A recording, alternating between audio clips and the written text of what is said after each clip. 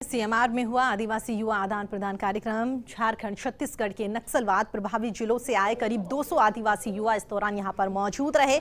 कहा, नेहरू युवा केंद्र संगठन बड़ी भूमिका निभा रहा है। राज्य सरकार ने केंद्र सरकार को पत्र लिखा। प्रतापगढ़ जिले में नेहरू युवा केंद्र के कार्यालय की मांग की गई है। यदि इसे मंजूरी नहीं मिलती है तो राज्य सरकार स्वयं के स्तर से संसाधन उपलब्ध यहां पर करवाएगी। मुख्यमंत्री ने युवाओं को जयपुर के साथ साथ राज्य के अन्य स्थानों के भ्रमण पर भी ले जाने के लिए कहा है। राज्य सरकार इसकी व्यवस्था करेगी। साथ ही यहां पर अनेकता में एकता के लिए मिले कल्चरल एक्सचेंज को भी बढ़ावा मिलेगा। साथ ही आपको बता दें, केंद्रीय गृह मंत्रालय इस दिशा में लगातार पहल करता हुआ दिखाई दे रहा है। तो आपको बता दें, हम सीएमआर में आज आदिवासी युवा आदान प्रदान कार्यक्रम का आयोजन यहां पर किया गया है, जहां पर झारखंड छत्तीसगढ़ के नक्सलवाद प्रभावित जिलों से करीब 200 आदिवासी युवा आए। उन्होंने इस सम्मेलन में शिरकत करी। कहा है कि नेहरू युवा केंद्र संगठन एक बड़ी भूमिका यहां पर निभा रहा है। जो 200 के करीब आदिवासी युवा यहां पर पहुंचे थे, वो नेहरू युवा केंद्र संगठन को लेकर एक बड़ी भूमिका निभा रहे हैं। ये बात वो मानते हैं।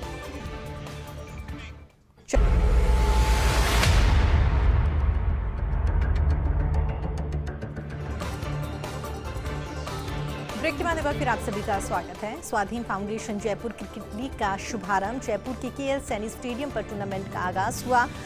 मंत्री डॉक्टर महेश जोशी और सचिन पायलट यहां पर मौजूद रहे। उनकी ओर से शुभारंभ किया गया।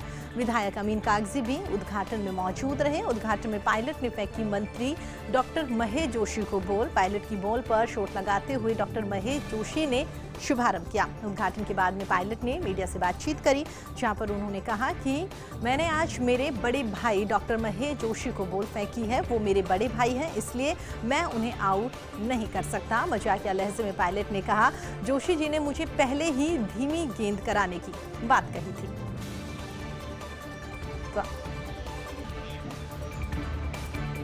चलिए आगे बढ़ते हैं। तो आपको बता दें, जिला अध्यक्ष के बाद में अब पीसीसी चीफ गोविंद सिंह डोटासरा को कैबिनेट मंत्री का दर्जा देने की तैयारियां।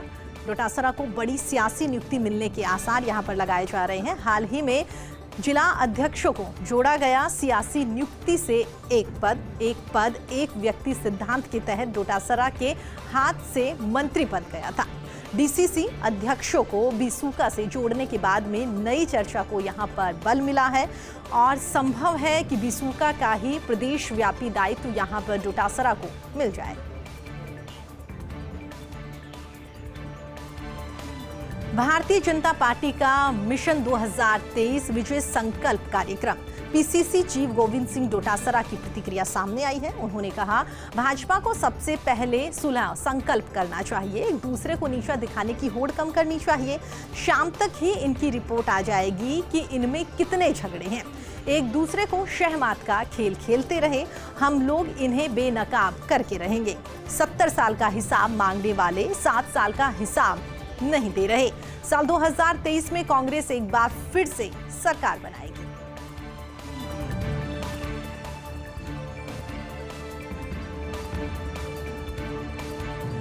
इन्वेस्ट राजधान समिट की तैयारियां लगातार तेज हो गई है। इस बार 7 जगह से ही सरकार को 213 एमओयू मिले हैं। आपको बता दें, 5,76,681 करोड़ के 213 एमओयू और 112 एलओआई सरकार को मिल चुके हैं। सरकार करीब 3 लाख लोगों को रोजगार मिलने का यहां पर अनुमान जता रही है।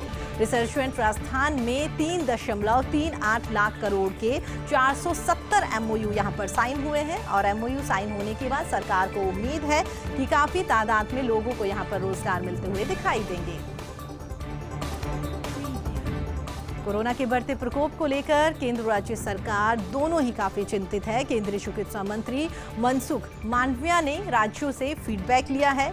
वीडियो कॉन्फ्रेंसिंग के जरिए राजस्थान से चिकित्सा मंत्री परसादी लाल मीणा के अलावा प्रमुख चिकित्सा शिक्षा सचिव वैभव गालरिया एमडी एनएचएम रहे यहां मौजूद और इस दौरान कोरोना के हालात, संक्रमण रोकने के लिए फील्ड की तैयारियों को लेकर यहां पर उनकी ओर से बातचीत की गई है। कोरोना वैक्सीनेशन कैंपेन और साथ ही 15 से 18 एज ग्रुप के वैक्सीनेशन को लेकर गहनता से चर्चा की गई है।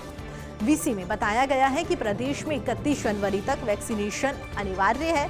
लोगों को लगातार यहां पर सरकार जागरूक करने का काम कर रही है। फिर शुरू की जाएगी सख्ती, सरकार का ये मानना है।